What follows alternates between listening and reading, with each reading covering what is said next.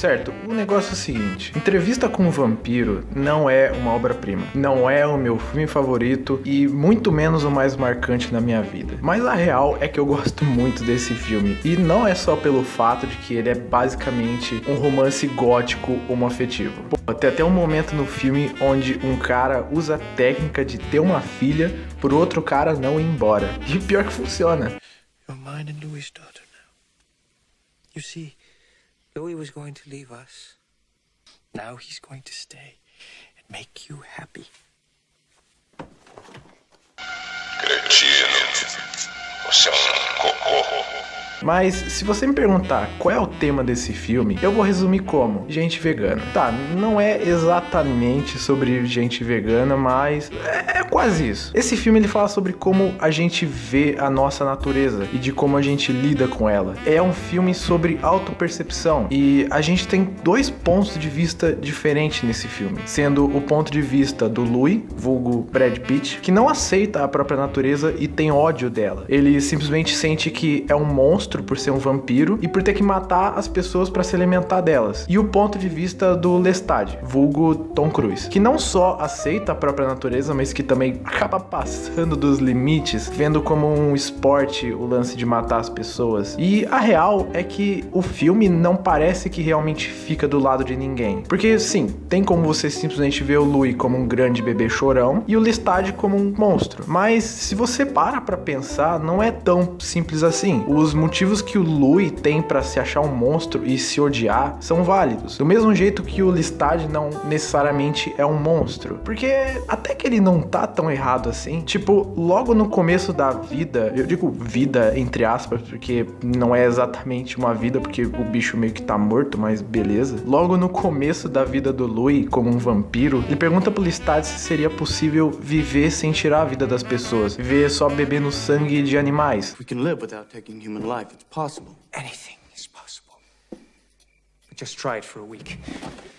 E isso mostra que sim, é possível, mas é inviável, é quase impossível pra eles. E é aqui que a gente chega nos veganos. Quer dizer, mais ou menos, né? Tipo, o que acontece é o seguinte. Durante esse filme todo, a gente vê a visão desses dois caras sobre a natureza deles. E a gente tem que tirar as nossas próprias conclusões sobre o que a gente vai tirar disso. E essa natureza dos vampiros é nada mais, nada menos que um paralelo com a nossa natureza, já que somos humanos e vemos como os vampiros nos veem no universo deles. A gente é forçado a pensar em como nós, humanos, vemos o mundo no nosso universo. Então, se a gente fosse comparar essas duas coisas, ficaria mais ou menos assim. O ponto de vista do Louis seria como o ponto de vista de uma pessoa vegana, por exemplo, que se preocupa em não ser cruel e não se alimentar dos outros seres vivos de uma forma predatória. Ele se preocupa com a vida. E o ponto de vista do Lestat seria como o ponto de vista de uma daquelas pessoas que caça animais por esporte e tem a intenção justamente de se colocar nessa posição de predador. E pensando assim, fica até que fácil escolher um lado. Mas a real é que se fosse tão simples assim, esse tema não estaria num filme desse. Não, ele estaria num episódio da Peppa Pig. Isso é bem mais complexo e bem longe de ser preto no branco. Tipo, ambos os personagens, o Lestat e o Louis, na verdade eles representam o extremo de cada ideia, onde o Louis rejeita